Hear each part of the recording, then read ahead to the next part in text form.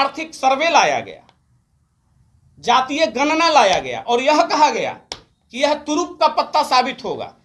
ऐसा लग रहा था जैसे बस चुटकी बजाते एक दिन में बिहार से बेरोजगारी और पलायन दूर हो जाएगी। कब तक गरीबी दूर हो जाएगी बिहार की? 2-2 लाख रुपया दे देने मात्र से आप कर क्या रहे हैं?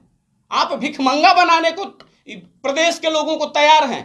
कोई टीवी बांटता है, कोई फ्रिज बांटता है, कोई फ्री का रेवड़ी बांटता है।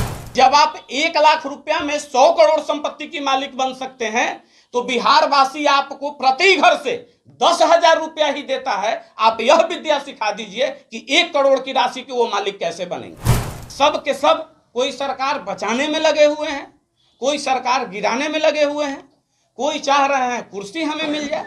लेकिन कोई भी दल, एक भी दल वैसा नहीं है जो यह बात करे कि युवाओं की राजनीतिक हिस्सेदारी इस प्रदेश में कैसे बढ़ेगी।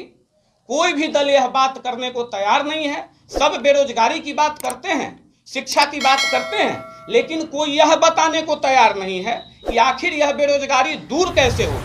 अभी आपने देखा होगा, चंद दिनों पहले बहुत ढोल बाजे के साथ आर्थिक सर्वे लाया गया, जातीय गणना लाया गया और यह कहा गया कि यह तुरुप का पत्ता साबित होगा। ऐसा लग रहा था जैसे बस चुटकी बजाते एक दिन में बिहार से बेरोजगारी और पलायन दूर हो जाएगी।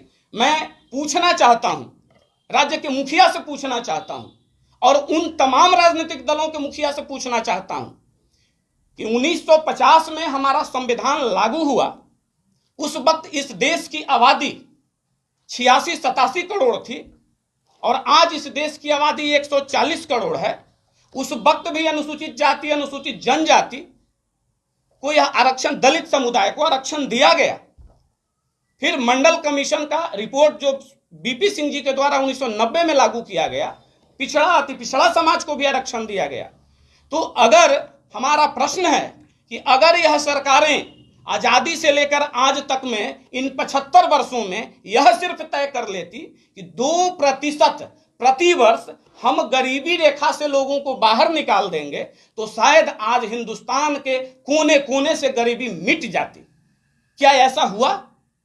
मैं आप सबों से गुजारिश करना चाहूंगा कि इन बिंदुओं पर आप प्रकाश डालें। तो क्या आज जो 75% आरक्षण बिहार में दिया गया है, 65% उसको कहा गया कि दिया गया है, क्या इससे कब तक गरीबी दूर हो जाएगी बिहार की?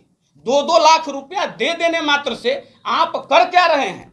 आप भिखमंगा बनाने को प्रदेश के लोगों को तैयार हैं।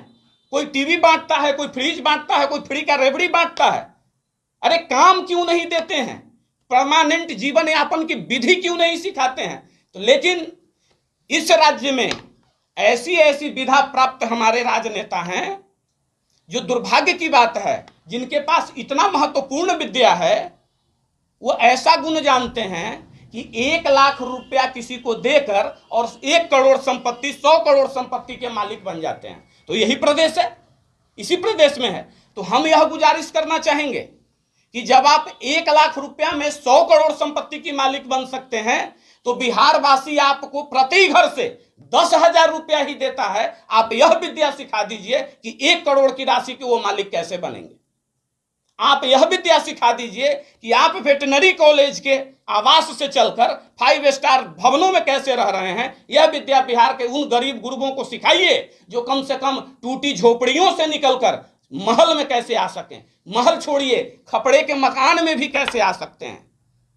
तो हमारा दल का लक्ष्य बिल्कुल स्पष्ट है और मैं बिल्कुल चुनौती देता हूं कि 2025 में जो भी अपने आप को मठाधीश समझते हैं उनको 243 सीट पर हमारी दल चुनाव लड़ेगी और हम वैसे साथियों को लाएंगे जो बिल्कुल सामान्य साधारण परिवार के लड़के होंगे। हम वैसे भाई बहनों को जोड़ेंगे जिन्हें यह नहीं पता कि वो इस डर से राजनीति में नहीं आते हैं कि उनका बहुत बड़ा आर्थिक साम्राज्य नहीं है।